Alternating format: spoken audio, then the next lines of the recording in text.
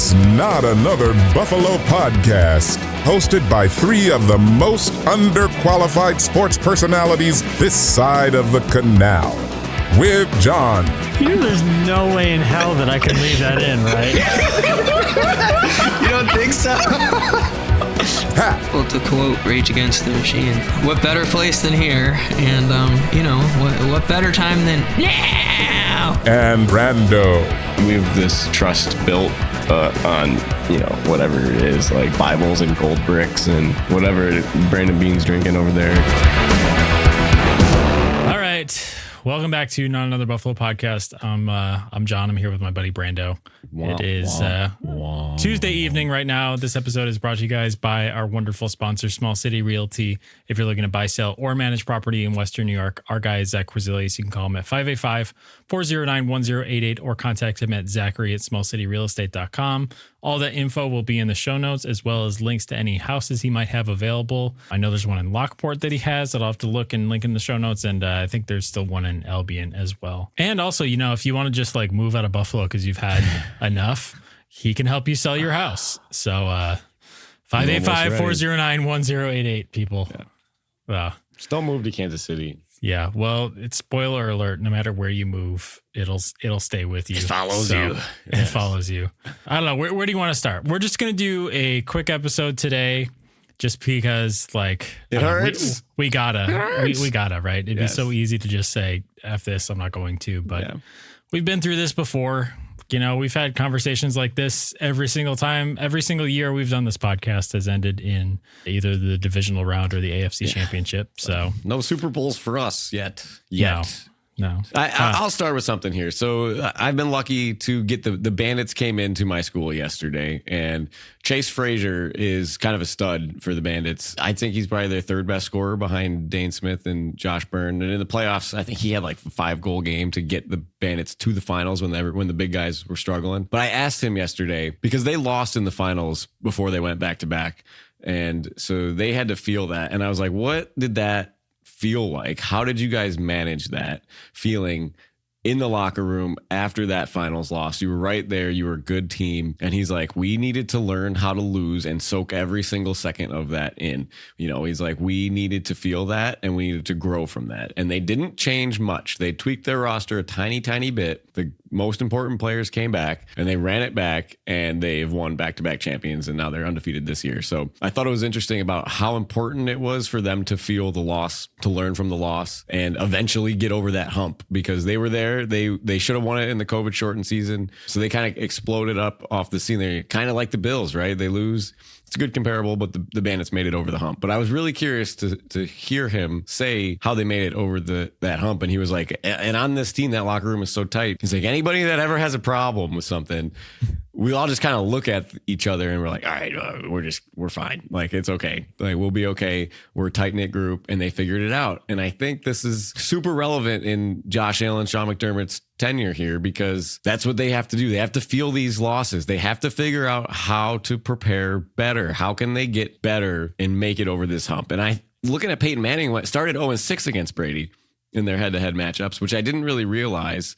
And then Manning finishes 3-2, and he gets the Super Bowls when he gets those. So there's daylight at the end of this tunnel, I hope. Now, Michael Jordan left no daylight for Charles Barkley and John Stockton and Karl Malone, but I think Josh Allen is better than those guys. Allen is right there, right there. And he wasn't quite there on Sunday night, and that's what hurts, right? He put the team almost in position to win, but to have the ball with the ability to win the game, their coach out-coach your coach. It's just such a great play call on fourth down. And the last part, I'll rant about this a little bit. I was talking to my buddy Tyler. He listens to the show. I coached with him and refed with him at the Y. And we're watching Kyer Elam get picked on, right? And I like Kyer. I got his helmet signed. I'm like, please make a play. Give me something for this helmet to be displayed, and I don't have to pretend it's not you that signed it, right?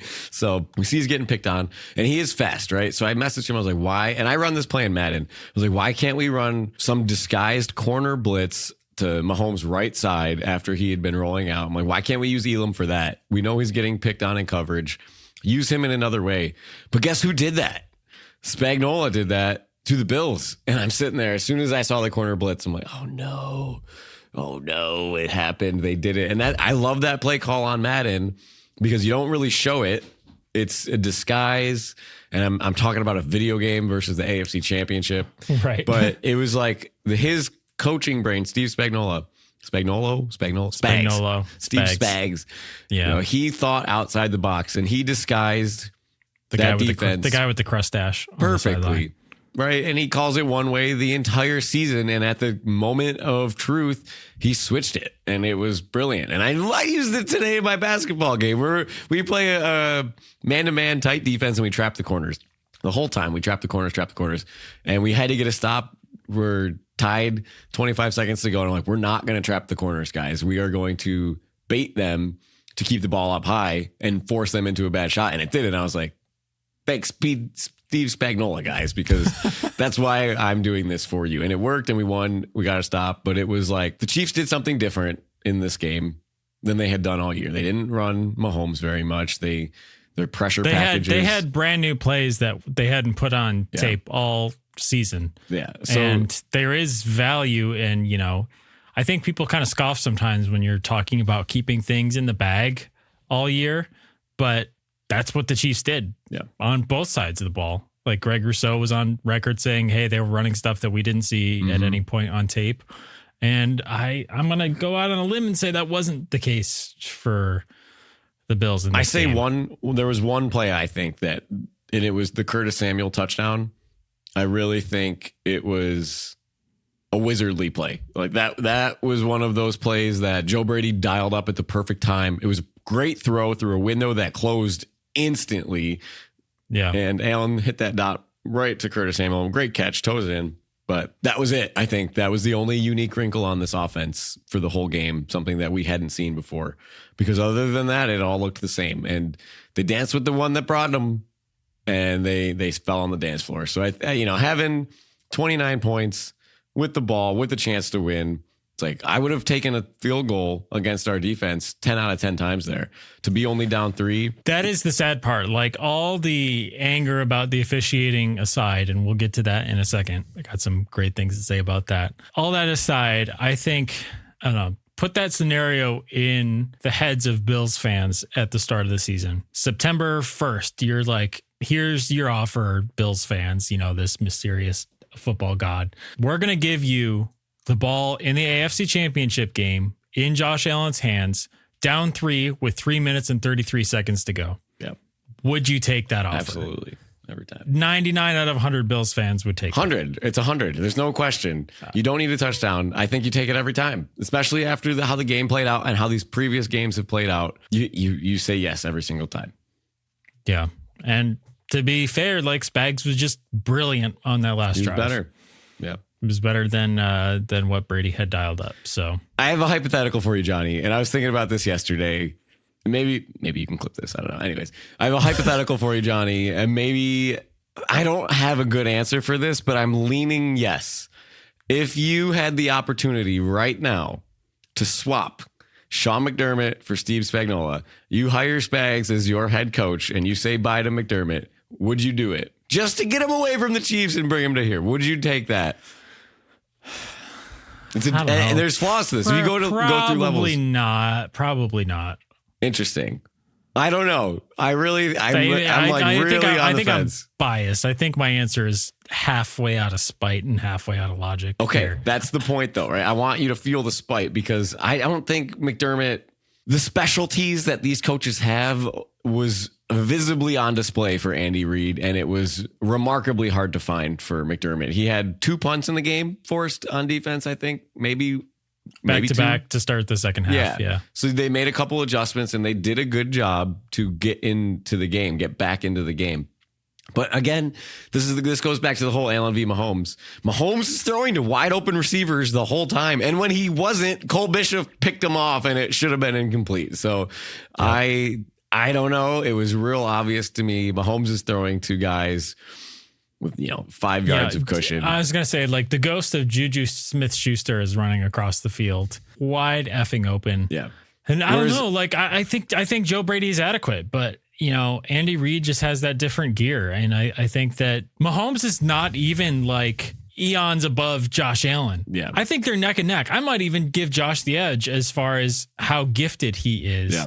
but it's the pairing with the head coach. I mean, you put Andy Reid on the Bills and it's a totally different story these last 4 or 5 years for sure. I mean, if you just say that this version of the Chiefs ceases to exist, the Bills might have 2-3 Super Bowls at this point in these last few years, which makes it so frustrating. I mean, you look at I saw a graphic today. I don't know if you've kept track of the last 10 AFC champions.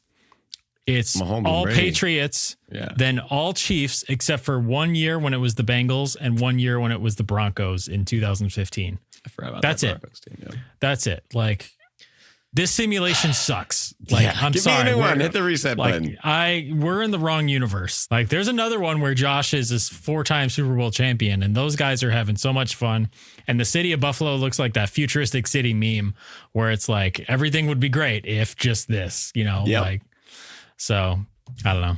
It sucks. I'm frustrated. I'm hurt. I'm like, I don't know. You get really quickly into like, why should I be so mad about this? There are people in the world right now that are dealing with such worse problems, and that's never about everything. Exactly. You can't compare. You can't compare your problems to somebody else. It's everything is relative. You start having a pissing contest, and everything goes south after that. But I think the reason why I was just upset the most was how much I was looking forward to just having the conversations with you and Pat about what a Super Bowl celebration would look like what that would feel like. Just the thought of that and like daydreaming about that. And it felt so close, and like expectations be damned from the start of this year on, because as soon as they made the playoffs and had the run that they had this year, all expectations reset. Your expectations are Super Bowl or bust, because it ended the same way. So I don't know. You're right, and it does sting, and it's so funny because I was thinking we're planning a pretend Super Bowl party, right? How am I going to do that if the Bills win the Super Bowl on Sunday night and I'm up all night? And how's this going to happen? Right. And like I go into my principal's office, and she's a season ticket holder. I believe her dad's a season ticket holder. She goes to a bunch of the games. Diehard Bills fan. I was like, hey, can we talk about this for a minute? Because I logistically have to figure this out. She's like, yeah, we'll talk about this. And I was like, days off. What are we looking at? Like, should I have a sub prepped and ready to go for this parade day on Wednesday? Are we going to have off? What about Monday? And she's like, well, Brandon, I'm going to the parade. Every year I book a hotel room at the Marriott downtown just so I have a place to park, just so I have a place to use the bathroom, just so I have a home base. And I know I'm going to have it. So she's like, we book it months in advance. She's like, every year we've had to cancel it. And I'm like, well, maybe not this year. Like I dread that every single year. Every single year on a Sunday night, I have sulked back to my laptop after a game, frustrated and all that. And I go on to southwest.com and I cancel the flights that I booked preemptively to reserve my spot to be in Buffalo for that Super Bowl. That's happened every single year. This year I waited until after the divisional round, and here we are. Yeah. I see a pattern. Maybe it's my fault. Anyway, but it's tough. It stinks. Yeah. No, it's brutal. And we have another moment that goes with the Diggs drop. It goes with the wide right kick. I mean, it goes to the 13 seconds. It's the Kincaid drop. And there's a story about each game. I would love one of these teams to just handle their business, take the refs out of it, and win by a lot. All right, don't make it where it pulls on our heart, because now we have enough highlights of these heartbreaking plays to have a montage of pain, because it just keeps happening over and over and over. And we don't have to get into the refs quite yet, but I don't want to be talking about a ref call all season long. Yeah. I want to talk about the play of the game. Yeah. And I don't want to be talking about this, and they still steal the spotlight. It sucks. It sucks a lot. I want to see the best teams play to their best ability. May the best man win. And we didn't get that fully. We came close to the Bills taking them out of it by having the ball with the ability to win the game at the end. But just to be fighting through it, this was exactly what we said last year. It's like, it looks so much harder for the Bills to be successful than it does for the Chiefs to be successful. And it's very telling about this roster. We look at the roster. The Chiefs said, beat us outside, you won't. And they didn't really try very much. Matt Collins, 0.5 yards of separation. Allen has like 550 yards completed passes, but his receivers have less than a yard of separation, which led the league. That's a testament to his ability to place the ball where he wants to now, but it's also a testament to the lack of ability of our wide receivers to get open. These bubble screens, these throws to the running back. I mean, this is how I call a Madden game when I don't have the receivers that I need to hit them deep. So yeah, it's so telling when we lose and why we lose it, right? So what do? You go get a stud wide receiver and you put every other asset into the defense. You go get some more pass rush. Like, we don't have to talk about it, it's but way too soon to have that conversation. Because that's my thought. That's a big one. It's a big one. As this game is going on and I'm watching the play calling, it's like you have James Cook, who might have been a little dinged up, but he's being effective. The thing is like this game, they did just enough to beat them. Yeah. But unfortunately, the reality is it's like when you're playing at Arrowhead, and we've observed like the bias that exists there in officiating, you have to do a little bit more than that. You have to do way more than enough to get over the hump. And it's like they pushed the wagon up the hill and they got to the top, and then, everything else, the wind blew this way and then it blew the wagon back down. I don't know what other metaphor That's a good way to use, describe it. It's like you did enough. You were there and you could have done more on your own to get you there, or the bounces could have fell your way, or they did though. We did get bounces. We recovered 5 out of 6 fumbles when the ball hit the ground, and a bunch of them were ours. And that's crazy to me as well, right? The ball should not hit the ground so much. So. But I don't know. When it comes to this whole officiating thing, which by this point that you're listening to this has been so well documented and so well argued, Dave Portnoy's out here, he's funny, complaining on stuff. Well, I know why he's complaining. He's complaining because he put $1 million on the Bills to win the Super Bowl, which when that happened, I knew we were screwed. I knew we were screwed the moment that I saw that. But I don't know. For me, my anger doesn't direct, it's not just the incompetence of the geriatric part-time employees on the field. Like, that's not where my anger lies. To me, it's the absolute hubris of all the suits in a boardroom of $190 billion corporation that won't make any changes unless it affects their bottom line. Yep. There is no level of public frustration, like player safety, any of that. All of those decisions come from a bottom line. And this is just, that's just like a bigger, that's literally just corporate life in America. Like that's just in the world. Like, that's just how it is. Well, it's very prevalent in our country. It's an unfortunate, it's an unfortunate reality. And that's where I get endlessly frustrated, because none of that's going to change. No. It's like the game evolves, like things that push the game forward and evolve it. Player safety, things that could contribute to loss of revenue. Like all these things are reactionary to their public image. Yeah. And at this point, I think that those guys are laughing their asses off in a boardroom because they're of the mindset, these old guys, I don't know who are the suits in the NFL boardroom, the owners, whoever, like these guys, they're all laughing about how all publicity is good publicity at this point, because people are talking about it. Everyone's saying they're going to boycott the Super Bowl. That's not going to make a dent. It's not going to happen, though. It's not going to make a dent in anything. Like they're going to make more money than they did last year. That's how it's been heading for the last 25 years or something like that. Like, they're really lucky that football just happens to be the most exciting sport by nature out of any of this stuff. Yeah. It's and a sport the talent that is needed to that grows itself. Like it's the giant. It's like, you could even have the goofballs who run the NHL at the helm of the NFL, and they'd still make gobs and gobs of money. Oh man, that's a stretch. I really think that the success of the NFL is not because there are brilliant people innovating it and moving the game forward. It's because it's inherently a great game. Yeah. Like that's why football is what it is.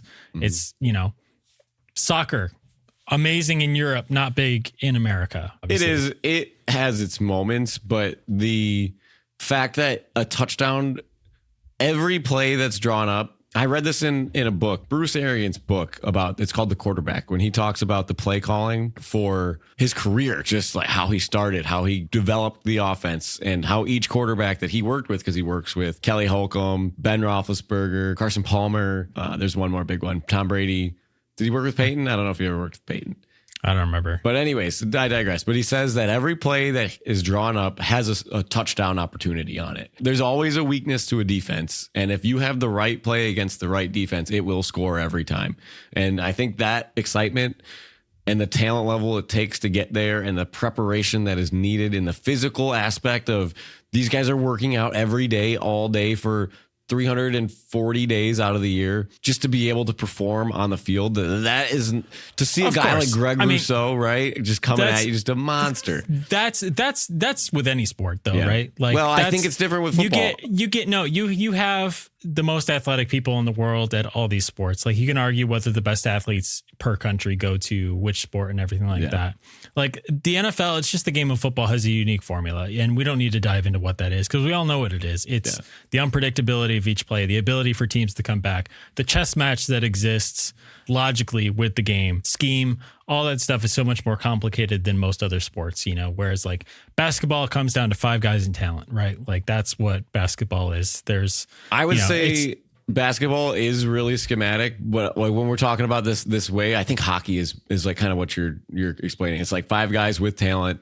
You know, the stuff is simple. It's harder to, schematic, whatever. Like, yeah, you can say it's schematic in basketball, but how many times am I going to watch somebody walk up and run a pick and roll and LeBron James try to make a move on a guy and take a shot? Like, you know, it's like, I mean, I guess you could say that's like a handoff. NBA, we're talking NBA there. That's true. You know, if you go to lower levels like college, it's a little if you're walking into, you know, this is terrible back and forth we're having, right? This is not relevant, but like, I don't know, you walk into the NBA and they hand you the playbook, it's going to be this thick, where it's like you walk into an NFL playbook. It's got 11 guys and all the different combination of things. It's this thick. Well, and you talk about the NBA losing viewers because they're just chucking up threes, or they're going to move the 3-point line back. Like, there's not any fundamental things to change about the game of the NFL because, like you said, every play is a championship play. You just don't know which ones they're going to be that matter until they happen. Whereas in the NBA, you know, you might get like 10 possessions that are plays actually being ran. Everybody else is just playing free ball, right? And that's a good point. I understand what you're saying with that. But just inherently as a sport, like it's just the most exciting out of the ones that we have. And like, again, like if you have a different favorite sport, I don't know why you're listening to this podcast, first of all, but like, it's fine. You know, everyone has their different opinion, but like the NFL's popularity is not to the genius of like the guy who created the Savannah Bananas and is like doing that. Like there's no excessive creativity happening at the NFL level. They're not hiring young guys like Sean McVay into the NFL to make decisions about the future of the game. And when it's a bunch of old guys and they make decisions based on their bottom line. They're slow to move. They're slow to adapt. And to be fair, like the game of football rules wise has adapted quite a bit. Like the 2-point conversion didn't exist 50 years ago. Field goal posts were in the front. Like we change things all the time, and it's made the game better, more so than a lot of other sports for sure that have evolved less over that time. But I don't know. They're not going to do anything unless it affects their bottom line. Like Roger Goodell, disgrace to Jamestown. Don't care. $60 million a year in his pocket from the NFL. It's a crazy number. Like, I don't know. It's higher. I know this is also kind of hypocritical because we're also looking at like, well, they changed the overtime rule after 13 seconds. Yeah. And we'll see what happens moving into next year, because there's rumors of replay assist being used for penalties, like quarterback slides. Well, you know, now we're getting into a whole bag of weeds here, right? Because how much like that's not going to help anything. I mean, there was replay review. If replay review couldn't get that first down call right, if they couldn't do that, then why are we just adding replay to things? Yeah. Like if the guys on the field can't get it right, if the guys in New York, which I had to read about all that stuff and how they make decisions, it's just a bunch of guys who confer with the ref and they talk about it and then come to a decision. It's like, I want to know what that conversation was like. If the NFL wanted to be transparent, which they don't, then they would release that audio and be like, okay, what was that conversation like between, you know, whatever his name is, Clint Eastwood on the field and Cletus, whatever. What's his name? Clint Blackwood or something like that. Something like that. Yeah. Anyway. Cletus. We'll go with Cletus. Cleopatra. Well, like you say, man, it doesn't take much. Cleet Blakeman. Cletus Blakeman. It was Cletus. You gave a really good point here, because I don't think it's hard for the NFL to satisfy the doubters here. Like, all you got to do is just say, what did they talk about? And nobody asked the refs. They're available after the game, right? Also, there was no pool report for this officiating crew. No reporter who was covering this game bothered to be like, hey, I'll be the one to ask the ref the questions. Like, okay, good job, guys. Appreciate it. Thanks for doing that. Glad you flew to KC for that. I'm not trying to throw shade at anybody, but that's disappointing. When you see the refs be so far off of each other, anybody that, like, my grandma's like, why is one ref walking this way and one ref walking this way? And then when the Chief player bumps the ref's line is wrong. Like, he's walking down a line that's not straight. If you put a level on it, it's not straight. And I've seen some really weird stuff recently with spots that I haven't seen my entire life. This game and the Baltimore game. You've noticed this all season. I mean, more prevalently in the last couple weeks. These last couple games, like there'll be the far side judge or the down judge or whatever it's called will walk across the field and just like kept marking balls a yard short of where the player obviously got to. And I couldn't explain that in any way. And I'm not, again, never claim that something is malicious in its intent when the more obvious and likely explanation is just stupidity or an ineptitude. Yeah. But I mean, come on, like, what are we doing? And also, like, to go back to what you said before, why wouldn't the NFL want to be transparent on that? Isn't your answer there already? The NFL is already telling you that they don't care about transparency. They don't care. Because us having these conversations right now, everyone on social media arguing about this stuff, they'd rather have people talking about the NFL. That's a good point. Than actually be transparent. They're giving us the bird. It's toxic. Yeah. It's terrible. But it fuels these debate shows. Yeah. It sells tickets. It keeps NFL top of mind in conversations. There are major news outlets that are doing stories about sports that are normally focused on other things. I'm sure, like sites like NPR and the New York Times have articles about, was officiating weird in this game or something like that. And it's all publicity. And again, like, it's a bunch of old guys in a boardroom who are patting their fat stomachs because they got plenty of money to do so. So have fun on your yacht, guys. Like, nobody gives a shit about you, the fan, in that boardroom. Like, I promise. That's so true. So I've brought it up a bunch. It's like, what happens Monday morning when they are in their little coffee room?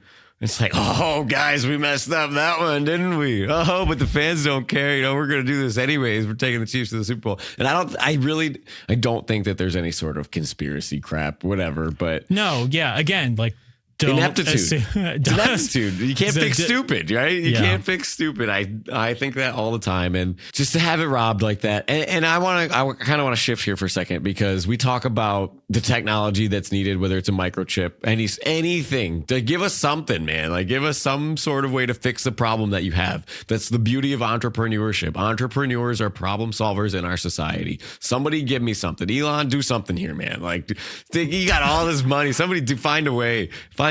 But I think I'll give you plus that 1,000 odds on Elon doing anything useful in the next 4 or 5 years. Yeah, we'll see. I mean, he's just a name, right? Everybody knows his name, so that's why somebody do something. It could be Bill Gates, whoever. Roger Goodell should do it. But the point is we talking schematically. That run that he had. I kind of want to pivot here for a second and talk about the tush push. Can we talk about this for a second? That run that he gets pulled back on. So you have to tell me if you heard any of this or not. I think it was Eric Wood and Chris Brown. Oh, I know it was Eric Wood and Chris Brown, but I think what they were talking about during their pregame was Connor McGovern had a left thumb injury where he had to have something going on with his left thumb. But Eric Wood was talking about how instead of snapping and pushing with your left palm fully arm extended, he's like, it sucks. He's like, thumb injuries for a lineman suck because you're now at an arm bar instead of a full arm extension. So I was driving. I was like partially distracted because I'm amped up about the game. I'm daydreaming about the game, but I'm listening to this and I'm thinking, I didn't really think a whole lot of it while it was being said. And then I'm watching this game and Allen won't run up McGovern. He won't run right behind him.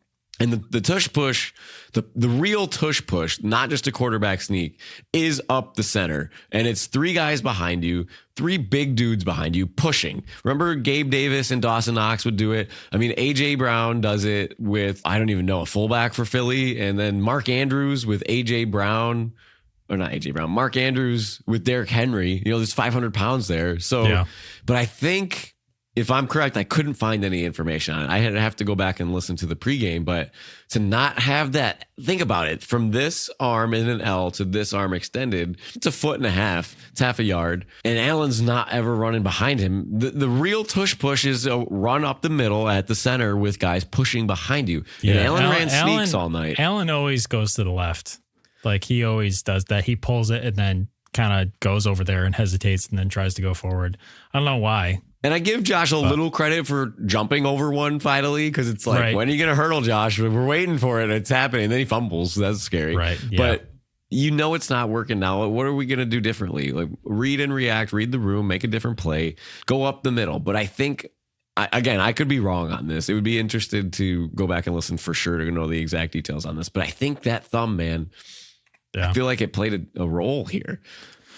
Game of inches, thumbs, inches, all that stuff. And I mean, so many good plays get lost in this too that we'd be talking about for years that are just not going to be that legendary. James Cook's extension on 4th down for that touchdown. Matt Collins reception, the Curtis Samuel touchdown, like all that stuff, and it's, I don't know, man. It's just another year. It's exhausting, and then to think about, you got all this way. It takes so much work to get here. Yeah. Do you just start throughout the whole year in August and you put an hour away every Sunday night to game plan for the Chiefs in the playoffs?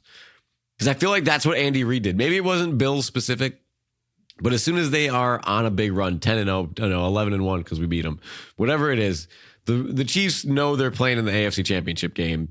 They have these plays stored. It looked like somebody on the Chiefs was preparing for tonight all season long instead of living week to week, trying to survive in advance like most NFL teams do.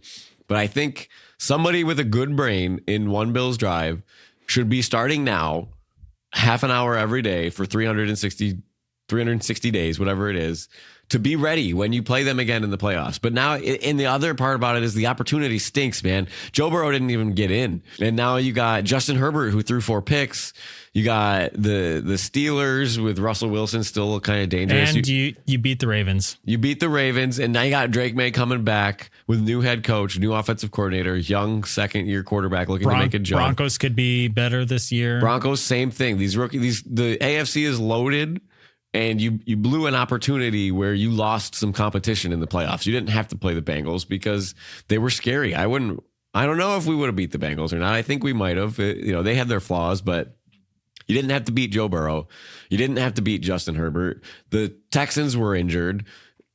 They had the Chiefs again, and they couldn't do it. So it's disappointing to me. And my only saving grace here, John, is we might have 5 more of these games left in us here. If Allen and Mahomes play 8 or 9 more years, I think we get this at least 5 more times. I think this rivalry is 10 games deep in the playoffs. So realistically, like you said in the last clip, I hope we get that many more because, we're going to need them to play catch up at this point, and it's I wonder, because we as fans, we know the emotional toll that it takes on us just as fans. But if you're Josh Allen and that is every ounce of your being and your purpose, for the most part, professionally at least, there's a little voice inside your head that's gotten louder each year that says like, oh, it's impossible. You're never going to beat this guy in the playoffs. Or no matter what you do, no matter how much you're a Superman, it's not even that it's just good enough. It's just like, it's going to go wrong. Like something's going to go wrong. Some play is going to happen. Something's not going to fall your way. And psychologically, that's got to wear on you so much in your prep. Like if you did this all one year and you're like you talked to the guy from the Braves, Bandits. If you lose, Bandits, my bad. Wrong Buffalo franchise. Yeah. I was off by like 50 years, whatever. 1 year of that and getting to the top of the mountain and having to reclimb. You've gotten to the top of that mountain or close to it last 5 years in a row. The Bills and the Chiefs are the only teams to win playoff games the last 4 years consecutively. Man, that's got to wear on you. And I wonder if it were me in Josh's position, I'm betting that Josh is a lot more mentally strong than I am. My clutch gene would be gone for the rest of my entire career. Like I would just not be clutch at that point. I had that just playing tennis. I had the biggest lead you could have in tennis, and I blew matches after that. Like once that gets in your head, and you're just like, it's just it's just stuck. You can't get rid of it. And it's, so I don't know. I don't want to be negative coming out of this. And I know that this offseason will go by and it'll be fine. Next year we'll feel better, just like we have every single year. But it's frustrating because it's an opportunity squandered. It's, some of it was in your control. Some of it was out of your control. There's lots of things to get mad at. We should wrap up here too, because we're going a little bit longer than we wanted sad. to. I'm sad again. Yeah.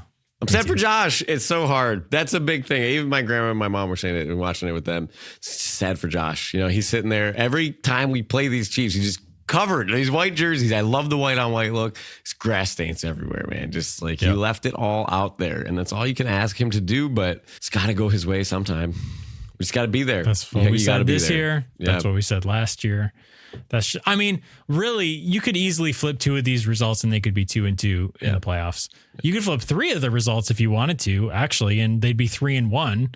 If you're going this game, the ref's different, 13 seconds. Obviously, that's easy to flip. And even the divisional game last year, Tyler Bass or Diggs catches the ball and they go up by 4 there. Like any one of those things. Really, the only one that's been won decisively was that first AFC Championship game. So fever dream, as you called it, which I like that. Yeah. Right. But anyway, just to give you guys an update on what our offseason is going to look like. We haven't really mapped it out yet, but I know we're still going to be doing it pretty much every week. We might take some weeks off here and there, but we're still going to be here talking about it. A couple of changes we will have to the episodes. Hopefully Pat will join us when he can, but I can already tell you Pat will probably be here like every other week on average, would be my guess. Also, I know we're going to try to keep these episodes under 30 minutes because if you're anything like me, not only do you not want to invest too much time into Bill's content in the off season, but it's just like, I'm like, it hurts right now. Yeah. Right. Like I want something that's going to cheer me up. And I'm sorry if we weren't able to do that on this episode for you guys, but we will have tons of humor based content. I promise you, we're going to do some funny shit. Like knock, knock. Well, that's not a great place to start, but who's there? Boo. Come on, Brandon. You got to answer. You're killing me. Anyway, yeah, so we're going to have shorter episodes in the off season. We'll still post some stuff on socials and stuff like that. Would love to have some interaction with you guys on there. So I'll remember to throw it up on the story. Like if you have any questions for the show, reach out to us on there. That's probably the best place to get a hold of us, shooting us a DM on Instagram. I like that. We have gotten some really nice DMs on Instagram recently. So. I have too on my personal stuff and just talking with people that have listened. Always want to hear what you want to talk about, what you want to hear us talk about, something funny. Not that joke. My students hate that joke too. That you're supposed to say boo-hoo and I'm supposed to say, oh, don't cry. I say that to my 4-year-olds. Oh, really? Crying. Was that how that was going to go? I didn't see that coming at all. So my kids hate it. I shouldn't have said it. I apologize. I'm sad. I don't know what to say. It's upsetting. Right. So, but we're all in it together. Sad story. I'm driving Monday morning, which is like the darkest Black Monday of Buffalo in a long time, since probably the Super Bowl losses. Since last year.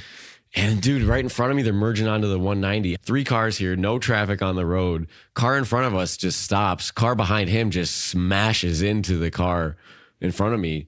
So it's like, I'm the third car watching the first 2 pile up on each other. And I'm like, oh my God, what a terrible day. What a start at 6:30 in the morning after last night. It's like, how terrible could this get? And I felt really bad for them. Dude shouldn't have stopped at a yield sign with no traffic at 6:30 in the morning. But anyways, I digress. Right. I just felt terrible. I'm like, what a perfect, terrible synopsis of how everybody feels in this town. Like this is the worst thing that could happen on a worst day. So I felt bad for those people. Everybody was okay. They're going like 10 miles an hour. So it wasn't crazy, but I'm just like, what? Yeah. Like that's what happened to the Bills last night. It's like, I woke up on Monday morning feeling like probably what the hood ornament on that car in the back felt like. Smashed. Well, So, but it's just stinks, and we were all here together. Everybody felt it. Everybody went through it together, and hopefully that there's a Monday that everybody's hung over because we won, and that's the solace here. Is I'm still holding out for this. It's gonna happen. I love Josh. I'm going to watch him play and just, hope that we have a way to fix it and get there again. So, yeah. Well, I'll say one thing. At least we have the Sabres. I think you said Bandits wrong there. Yeah. But also one more thing I want to mention to you guys. I know most of you are listening because we haven't been doing like full video episodes on YouTube just because, they take a lot longer to edit in video form. But check out this gear that Brando and I got. If you're looking, we'll put this on a clip. But shout out to Homage for sending us some really cool gear. If you want to get some of your own, these crew necks are really cool. The t-shirts are really good. It's Brandon will tell you, it's the softest hoodie I've ever owned, and I've owned one for like 2 or 3 years now, and it's stayed soft. Yeah, I love the t-shirt you got there, Brandon. Yeah, no, it really is the softest sweatshirt I have. Like you say that, and I have a lot of soft sweatshirts, and the minute I put this on, I'm like, ooh. It's great. They got like these really cool retro designs. I know no one's probably looking to buy Bills gear the second after they lose, but if you do, check out our affiliate link we'll have in the show notes or the comments of this video if this is a social clip, and you can go ahead and use our affiliate link to order. We, of course, get a tiny little percentage of that. So appreciate anything you can do in that way, because we want to help Homage out because it was super cool of them to send us this gear. Yes. And let us wear it on the show. So we'll be sporting them for the next forever on the show, honestly. I'm just going to be switching between 2 Homage things now because I have the same design that Brandon has right now in the hoodie. Mm-hmm. And that's one of my favorites. So, but anyway.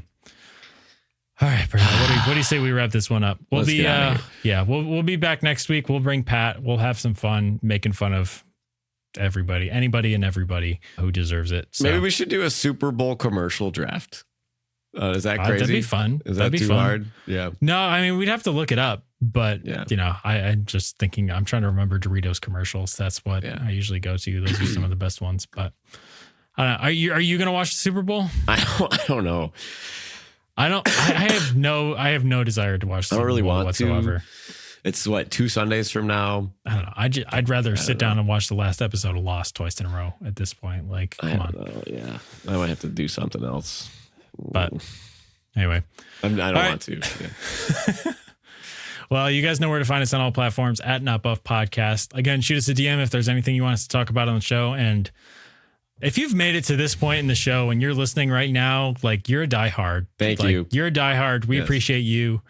Become part of the conversation if you want to. Reach out to us on Instagram or email. Our email, if you want to remember this, it's in the link in the show notes if you ever need it, our bio link. But it is not another Bills podcast at gmail.com. So remember, that's we started the show called that before we had to rename it to make sure we didn't get sued. So there's that. But anyway. We'll be back next week, and hopefully we'll have Pat with us doing quick episodes and not 45 minutes like this one.